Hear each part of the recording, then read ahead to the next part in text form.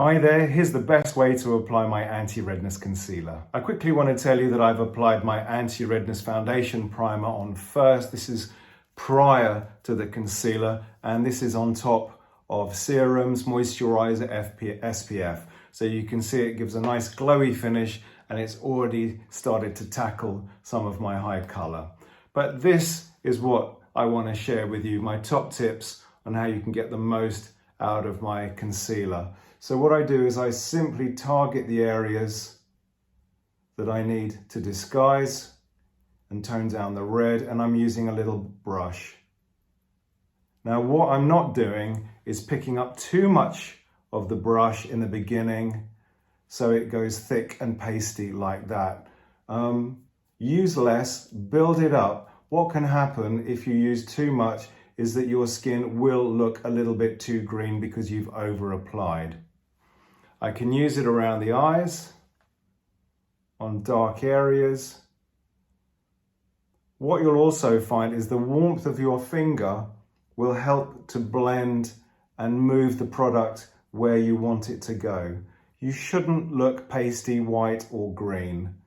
You will look a little bit green, but you absolutely shouldn't look green like the Hulk, because then you've definitely over applied.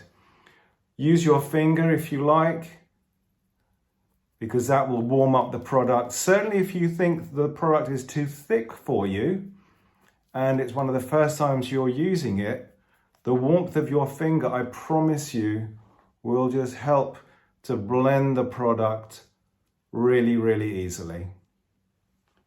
Pop some wherever you get high color.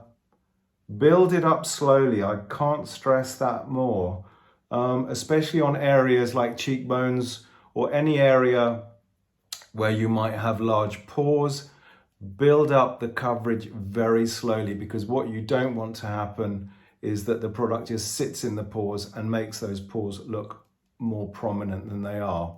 What you can also do, which is what I do, is I take some of the concealer like this.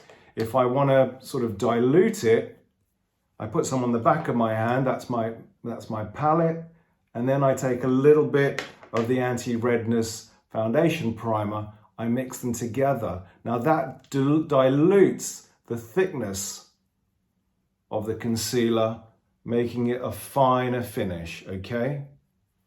And then blend with my finger. You can use a sponge if you want. A sponge will give you more coverage.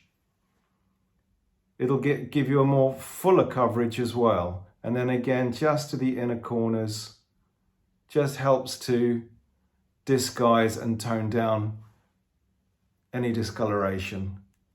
Now, of course, I'm going to be putting foundation and regular concealer on top, but these are the first building blocks to tackling high color.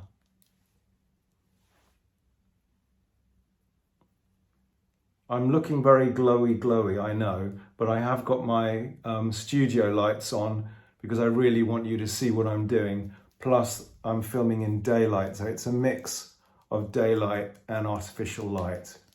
The glowiness is good because it will really help skin to look ultra natural once you put your base on. There's nothing worse than trying to apply a liquid foundation on a very matte, dry looking skin texture, because you just can't get a nice blend with your foundation if whatever's beneath it has gone dry, matte and cakey. So this finish leaves skin looking lovely and moist, which is what you want. So this is still what's on the back of my hand, and I'm just tapping and blending. That's a mix. This here is a mix of the concealer with the primer. Now I'm going to go in and use a liquid foundation. So as you can see, I've clearly applied some foundation and some powder, but when it comes to foundation, a really good tip so that you don't lift off the concealer and the primer is pop some of the liquid foundation onto a flat-headed brush and simply press and pat. It's a tapping motion like this. Okay, I don't go backwards and forwards. I don't go round and round. I literally just build up the coverage, going all over the face like this. Then I take an old-fashioned powder puff after I've done my concealer as well. I take an old-fashioned powder puff and I press and roll my Invisible Veil blotting powder over the face to de-shine, set the makeup.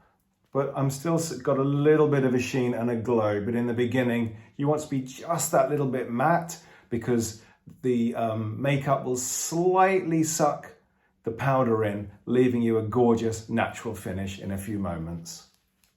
Now I'll finish the rest of my makeup. Makeup's done, so I'm ready to face the day.